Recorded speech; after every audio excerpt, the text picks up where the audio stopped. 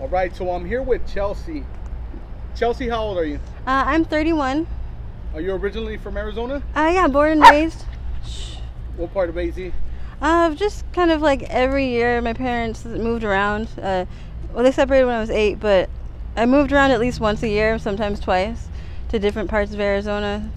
Mostly Phoenix metropolitan area, and then I spent 5 years in Tucson, and I spent 5 years in Los Angeles, California.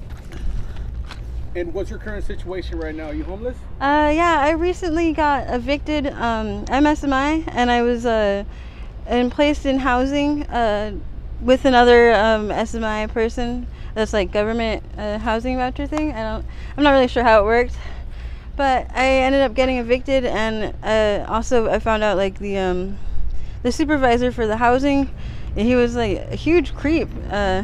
And it just seemed like that was the first time I encountered somebody in a position of power that was, trying to do something. Sorry. Come on. Yeah, this guy protects me. So how long have you been on the streets for? So I recently got evicted about 2 months ago is when I've now been on the streets. But I've been kind of like slowly integrated into the street culture for the past 2 years. Around like a little bit before my boyfriend died, but then after he died, I turned to people I knew from the streets. Were like the only people there for me in my life at that time. So that's like my support system was kind of the streets.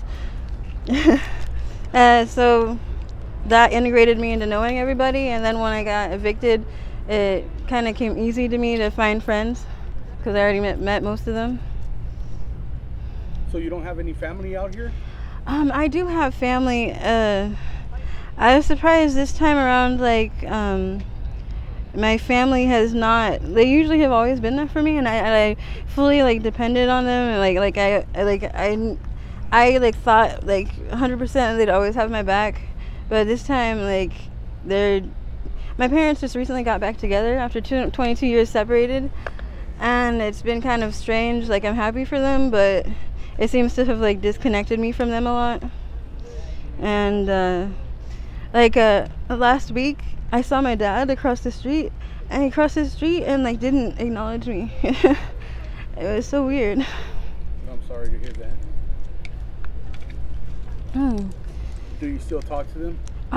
Well, the second day of being out on the streets, my phone got stolen, and it's been really debilitating not having the phone because like the two-factor login stuff, I can't still log into my email, I can't log into Facebook, I can't log into just any account that I have, so I can't do any of the stuff that I usually would do to like help myself or get help or get a place to stay, contact friends and family, contact the family friend who was supposed to take my dogs. So I haven't been able to talk to my mom or dad, and they knew my phone was missing, but like, and I heard that they were looking for me, but like they never found me, and then when I do see them, they ignore me, so it's confusing. And I did have 2 dogs. I had friends, or I thought they were friends, looking after both my dogs during the day while I'd run around and try to do things. Like I went to the DES office, and then I came back and I found one of my dogs was missing, and I just got weird made-up stories and lies. So I don't really know where he is, so I'm looking for him. It's this one's Son. He's a Pomeranian Chihuahua mix. He's black, jet black. He's darker than that one, and he has a long snout. He kind of looks like a jackal. But his name is Fruit Bat because when he's licking you, he looks like how a fruit bat looks when he eats. He's been gone for 2-3 weeks, maybe, so I'm still looking for him. It's been really hard without him. So you're just out here with your dog? Yeah. How dangerous is it out here on the streets? It can be really dangerous, especially if you don't know people. If you're not friendly and you have to stay in areas where you know that there's going to be people around you, people who can hear you. And most of my life, I've like known like the dangers of the streets, like walking down the street. Like since I was 10 years old, I've been harassed a lot. So I already knew like don't get into strange cars, don't go with strangers down dark alleys. But I'm usually the person you'll find in a dark alley because I like to dumpster dive. But it can be really dangerous, especially You know, the drugs, the sex trafficking, all that stuff. What do you do out here to survive? For me, I've gone to like flying a sign, or I find like a lot of really cool things like dumpster diving. Like I found 5 watches this morning. 2 are smartwatches, and another one's like kind of a fancier watch. So I find things that I can like trade and collect. I used to do that when I had a house. Yeah, I used to flip stuff online when I had my house, and that was one of my sources of income. But without my phone, I just like I'll trade it for whatever's like most likely gonna sell. So I find like I trade things a lot lower than I'd like to. But I've lost everything that I own like at least 20 times out here, and it's only been like 2 months. It wasn't so hard like the first time.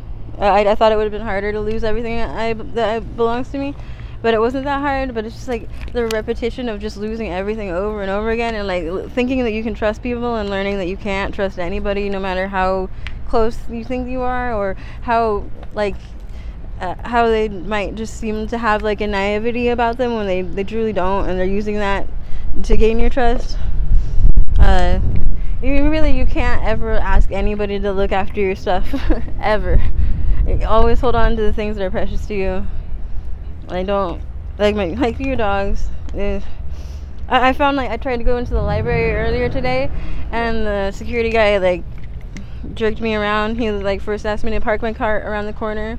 I did so, and I locked my dog up, and then he's like, "Oh, you can't, where's your dog? You can't leave him unattended." So I went to get my dog, and then he comes and tells me that I should put on like a different outfit, like more pants or something, and I lengthened my pants, and he was like, "No, I can still see this underwear, you need to put something on." So I go to do that, and then he asked me what my emotional or what my service animal is for, and I don't really say. I was like, isn't that one of the things that you're not supposed to ask me? And he was like, no, that's actually one of the questions that I can ask you. And I said mental health support because I was informed to do so by my doctor, but he said like anything like that, it doesn't count, and that I can't go into the library and I can't bring my animal in. So it's like he messed around with me for what? So it is really hard, a lot harder with an animal out here. What about substances? Do you mess with any substances out here? Yeah, I do. With the blues? Yeah, I smoke blues, and I. What about G? Yeah, I smoke G. I was on Adderall for 10 years, and my clinic, this one, they took me off of it like out of nowhere. Like my case manager quit, and they didn't inform me, and then they just stopped giving me my medication, and put me on outreach, and I was like, whoa, what's going on? And then they informed me that like, my case manager has quit and they hadn't spoken to me, and I was like, well, that's like not my fault. But then I got another appointment with the new doctor, and she decided that my medication wasn't working because of the notes they had from previously talking to me. But at that time, my boyfriend had just died, so my medication wasn't, like, no matter what medication I was on, it wouldn't have worked. Like, so it was really frustrating. She decided to not continue me on my prescription, so I've decided to just self-medicate, and I felt like they weren't doing their job at all. My case manager didn't even show up to my eviction hearing. At what age did you start messing with the blues? Just about 2 years ago, 29, I guess. Right after my boyfriend died, it was the only thing that helped me sleep. How'd your boyfriend pass away, if you don't mind me asking? He relapsed after 4 years clean from heroin. He smoked a blue. And he died. I was babysitting, and he was at his mom's house, and he bought one from a neighbor, I guess. And he was like this big, beefy guy. He was like 6'4", so big. And like the ride over to his house, we were right next to the van that was gonna pick his body up the whole time. So I felt like oddly closer to him, and the blues help suppress my emotions a lot so that I can get through every day.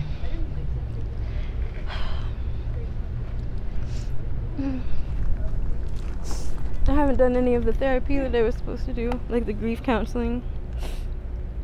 And there's like no time, you know? Are you currently trying to get clean? Are you looking into any programs? Yeah, I'm just trying to. I'm just trying to get my phone back, Yeah. and then go from there. Nah. Are you looking into any programs for housing? I should still have the Home Inc. was working with me. I just have to get off of the substances? or no, not that. Just I have to make an appointment right there behind you. That's my clinic. Okay. But like it's so hard to tell time out here. Like if you don't have a phone, I have no idea what time it is. I don't know what day it is. It's really hard to keep track, and I missed my last appointment, which was on the 23rd, but thought it was going to be for the 27th. So I got put back on outreach again. So I have to make another appointment, and then get that appointment, and then make another appointment to get another appointment to hopefully see about housing. All right, well, thank you for sharing your story. I really do appreciate it.